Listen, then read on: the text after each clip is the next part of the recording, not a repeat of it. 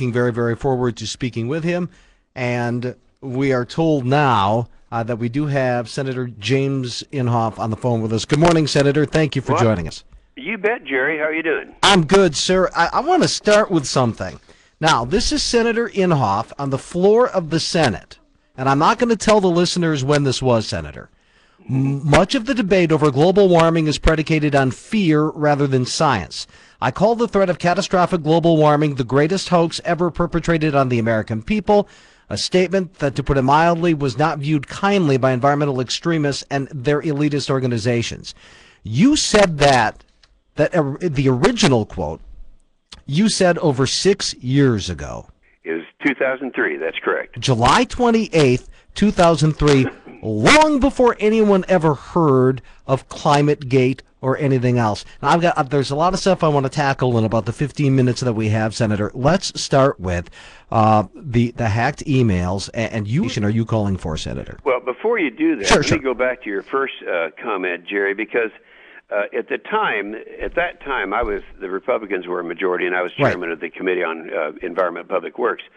And I did that because I knew I was going to one of these United Nations parties they have once a year, like they're having in Copenhagen now. That was in Milan, Italy. And I wanted to come out and be, just confront it at that time. And now I've gone through purgatory ever since then until about 2 years ago, and now we're winning this. Well, we've won this thing now. Oh, wait a minute, Senator. Are you sure we won this thing? Yeah, let me tell you why. And I know you'd want to get to this. The endangerment finding is one that was always there if the president wanted to use it. He didn't want to use it because he wanted Congress to pass something so that when the economy collapses as a result of this, he wants to point to Congress and say, I didn't do it. Well, clearly, if he does it through an endangerment finding, which means the EPA will start regulating businesses and all that, then he's the one who's responsible. And the reason I'm not concerned about that is this. The finding is there. As soon as this is published in the Federal Registry, then someone is going to, I'm sure there'll be several lawsuits filed. Mm-hmm. One of the bases for a lawsuit is that an endangerment finding was done by her own admission, the administrator of the EPA, as a result of the IPCC science. Mm-hmm. That science has now been debunked. So they would address the court and say, look, we're having this endangerment finding and this is in her words, as a result of the IPCC science. So that would happen, and I think this thing will be tied up in court until we take over the control of both houses in 2010. Okay, Senator, I will agree with you on that, but let me ask, and I'll just kind of go with your lead here. Many believe that the endangerment finding is actually just a hammer to try to get cap and trade back as viable, which you and others, and I think correctly, have pronounced as dead. The thought being, boy, if you thought cap and trade was bad, look at this endangerment, which will try to knuckle people into, okay, fine, we'll take cap and trade. You're right on target, Jerry. It's intimidation. It's to be used a tool for intimidation because, as I said, the president didn't want to have this all on his shoulders when the crunch comes. So, yes, but we're already prepared for that. If they were close on votes, I'd probably not make this statement. But look, even if Climategate had not taken place, we would still be in a good position on this because there's no way they're going to come up with the votes. No way at all. They might get 25 votes, but they got to get 60. Here, in terms of legislation, Senator, I agree with you. Here's my concern, though, and what you said in 2003, sir, is absolutely right. This is the greatest fraud. You said the American people. This is the greatest fraud perpetrated in the history of mankind. They continue to whistle past the graveyard. Oh, those emails don't mean anything. And consider this, the mainstream media, and I mean ABC, NBC, and CBS, continues to ignore this story. Do you really think, for most people, this has been debunked, Senator? Okay, let me kind of bring you up to date because I've been doing about 10 a day, and it wasn't until about 3 days ago that the networks have been interviewing me. So that's new. They tried to ignore it. CNN tried to ignore it, saying it's going away. And I've got 3 of those interviews today. So they are recognizing they cannot ignore it. And also, what you need, you're doing it now, but just keep repeating what people are saying about this. When you talk about this, it will go away if we just act like it's not there. George Monboy with The Guardian, that's an environmental activist group. He said, quote, pretending this is not a real crisis isn't going to make it go away. The UK Telegraph, you got to keep repeating, that is, they said this is the worst scientific scandal of our generation. So it's only natural. I mean, what else can they say, Jerry, other than, oh, well, this is no big deal?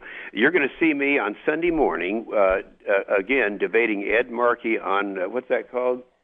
Fox News Sunday. Fox News Sunday. Excellent. Yeah. Excellent. And on that, because, I said when I was doing a thing on CNN with Markey 3 nights ago, I said, Ed, you're in denial. You're not realistic. He kept thinking that his bill was still alive and all that.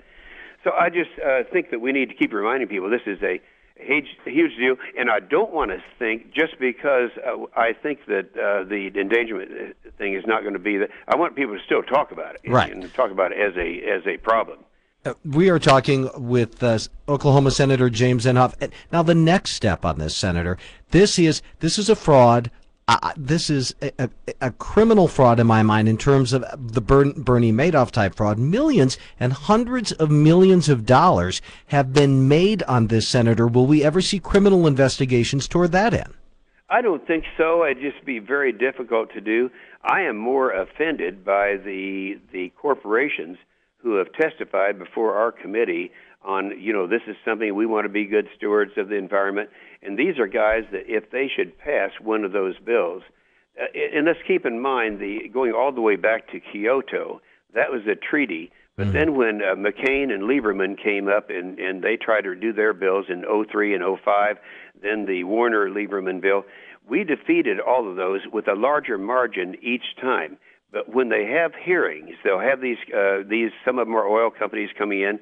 Well, the reason that they are speaking in favor of like the McCain Lieberman bill is that they stand to make billions of money on this. And I've said this in public hearings, and they haven't even denied it. So it's kind of a follow the money thing. The guy who's made the most, of course, is Al Gore. Right. I understand he's really close to $1 billion now. He passed through $100 million about 2 years ago. Which, and people simply have to understand, Al Gore's mission here was to make all of the money. You're absolutely right. Going back, as you mentioned, now finally, the broadcast networks are starting to cover this. Let me ask you this. I can't speak for ABC and CBS. I would argue, Senator, that NBC's parent company, GE, does have a vested financial interest. Absolutely. And people need to know that look, they're hiding this for their own gain. Yes, they were some of them that were before our committee, and I used them as an example.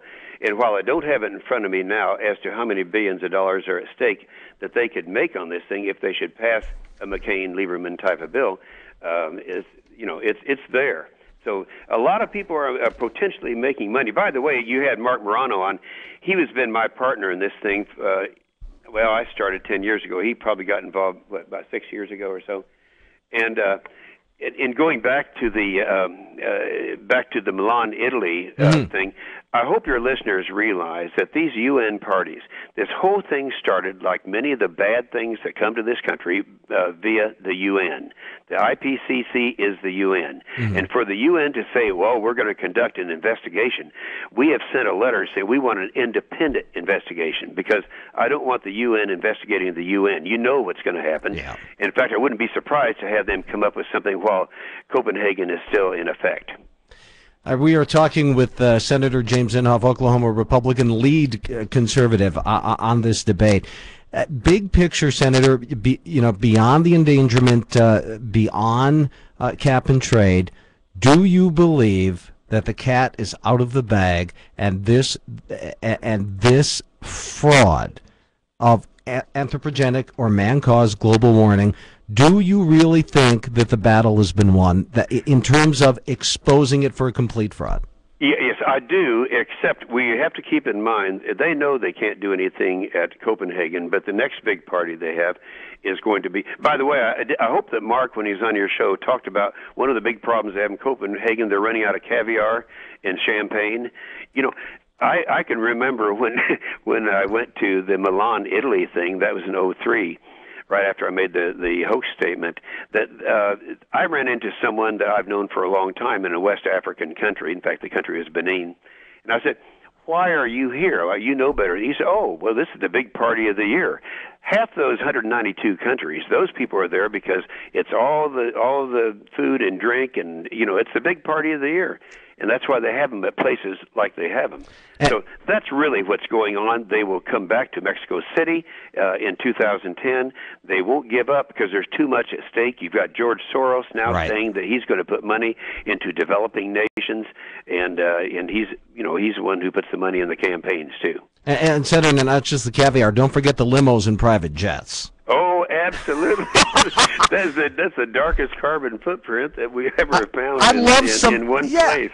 Don't you love somebody telling you how evil fossil fuels are as they come in on a Gulf Stream? Yeah, I know. One at a time. It is kind of humorous, but that's the way they are. You see, keep in mind, I have to say this one more time. It started with the United Nations, but you picked up at that time the Hollywood elites. That's the MoveOn.org, the George Soros, the Michael Moores, and all that. They have just so many millions of dollars to try to push things like this through. But the Hollywood groups out there, they want it managed in everybody else's lives except their own, the same as Al Gore. So I don't mean to say we should be overconfident. I'm just saying confident. I think that we should say that we still want to be vigilant. We want to expose the fraud for what it is. I will continue to do that, but I feel that we have this is the year of the skeptics. Boy, I hope you're right about that. Senator Inhofe, thank you so much for joining us this morning. Keep it up, Jerry. It's because of guys like you that we're winning this thing. Hey, Senator, you have been the lead on this, and we appreciate that. Thank you again. Thank you, Jerry. You bet. Senator James Inhofe, Oklahoma Republican. It's because of guys like him